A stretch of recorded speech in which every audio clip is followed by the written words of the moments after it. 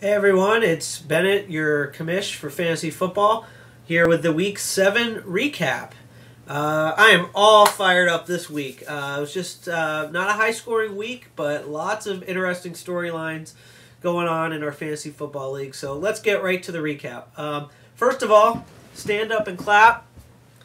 The Idaho Darth Taters get their first win of the year. They are off the schneid in impressive fashion, scoring a league-high 147 points.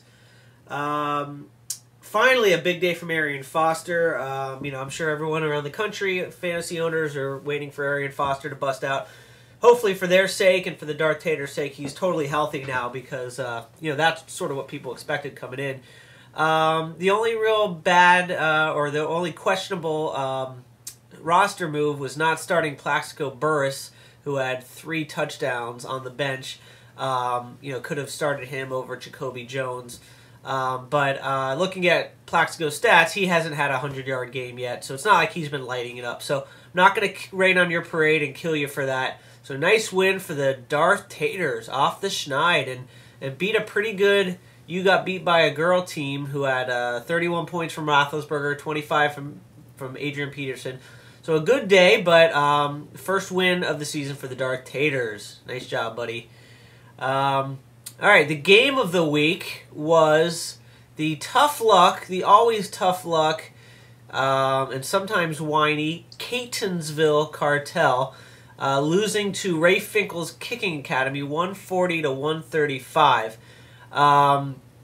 It's funny. Quick side note. I talked to Gallo a couple weeks ago, and he said the Tim Tebow era was about to begin, and once again I had an open house on Sunday, so I driving home at like 3:30, and I checked the stats, and of course Tebow's like 3 for 10 for 40 yards, and I'm like, ha, Tim Tebow era my ass.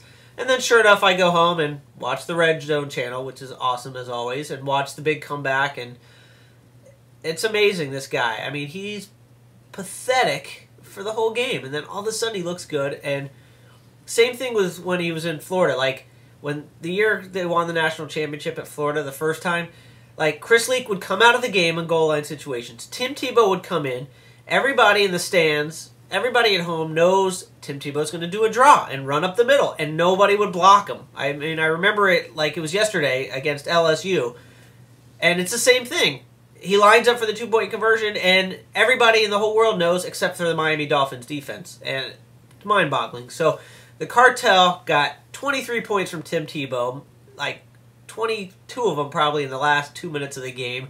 Had a real nice scoring effort. Mike Wallace, Steve Smith, especially with some Eagles players on the bye, Vic, LaShawn McCoy, Hakeem Nicks. So real nice point total for the Cartel with a lot of bye people. But sure enough, Ray Finkel gets 39 from Drew Brees. And then, of course, on Monday Night Football, the most pathetic game of the year, which, of course, I was watching because it had implications on my game. But this guy, Torrey Smith, Ravens didn't have a first down all game. Ray Finkel actually took the lead with the Ravens defense, then lost the lead when the Jaguars got a field goal. So the Ravens D lost a couple points, and I think they were 1 point behind. But then sure enough, on that one touchdown drive that the Ravens had, Torrey Smith had like 1 or 2 catches and got 6 points, giving the Kicking Academy a 5-point victory. So, as always, Cartel scores a lot of points, has the tough luck loss. Tim Tebow, man, if you get that again, you're going to be loving life. But I don't see it happening, John. He's not going to face the Miami defense every week. So, anyway, good for the rest of the Mish division that the Cartel lost. They're still the leading point total scorer in the league for the year, but they're in second place at 4-3. So a little bit of a bad luck for them, but again, I'm all fired up about that because Tebow just looked like a schmuck for most of the game. All right, other games. Let's see here. What do we got? Chicago Travelers get their second win of the year, defeating Third and Oolong, which again helps everyone. When a team in last place, beats a team, in the upper echelon of the league. Obviously it helps everyone else. Chicago Travelers, who again had Temmie's teams had a tough go of it this year. He puts his best foot forward. The interesting thing about that is that he gets both the start of the week and probably start of the year, and also the Bonehead Bench Stud of the Week award, and probably so far the Bench Stud of the Week of the year so far. I don't think that's going to hold up for the whole year, but so the Travelers get 111 points. They get 35 from DeMarco Murray, who I didn't even hear of. He had 6. I'm looking at his stats. All right, obviously, the Dallas. I follow the Dallas offense just because I have Felix Jones, who's done nothing this year. So Felix Jones gets hurt. DeMarco Murray had 10 carries for 32 yards against New England. For some reason, Temmie decides to pick him up, start him, and he gets 253 yards and a touchdown. So nice job, Temmie. Start of the week. Start of the year, and that's going to hold up all year, man, because that was brilliant. But then the bonehead move of the year, he has Curtis Painter in instead of Mark Sanchez. So he gets -1 from Curtis Painter. Mark Sanchez, had those 3 touchdowns to Plaxico. Mark Sanchez is not Tom Brady, but come on, Curtis Painter. So simultaneously the start of the year and the bum of the week. But yet he gets a win over a disappointing performance from Third and Oolong. Had Bradshaw and Jackson on buys. They scored a ton of points the week before when they beat the Aussies.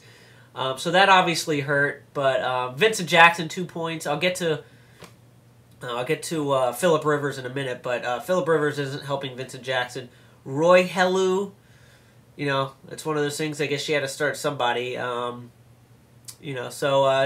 luck, low point total for Third and Oolong, probably her worst game of the year. And the Travelers get the win. Nice job, Temmie.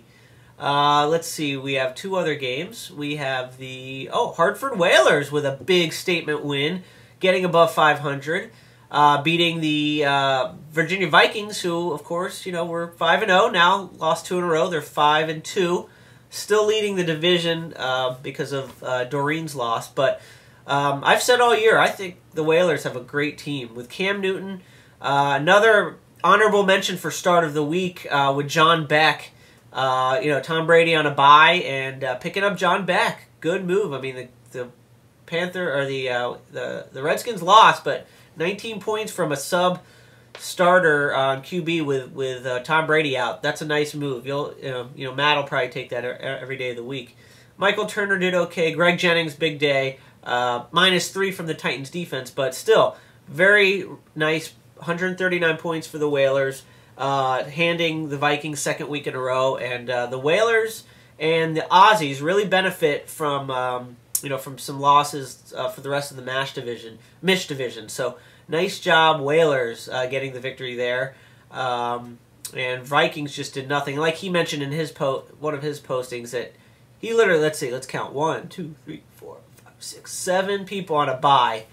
So he sort of saw that coming. He did start Charlie Whitehorse. It's funny because, I mentioned about the Toy Soldiers a couple weeks ago not starting players and, that were with bye players. And I'll get to that in a minute when I get to my game. But with 2 quarterbacks, it's funny because, there's only 32 teams in the league and everyone's got 2 quarterbacks and a backup. So there's really not much to choose from on the waiver wire. I guess last week I had only started 1 quarterback because I didn't want to pick up Charlie Whitehurst or John Beck or whoever. So sometimes you get burned. I mean, Vikings wouldn't have won anyway, but -1 from Whitehurst. So, sometimes it's not the end of the world to have a bye player starting if, but I understand. My thing is, you got to play somebody. So you can't fault the Vikings for starting Charlie Whitehurst. But I've seen a lot of these bye week quarterbacks come in and get negative points like Curtis Painter and Whitehurst, and you'd obviously be better off starting nobody, but I understand what he's doing there, so I'm not going to bash him for that.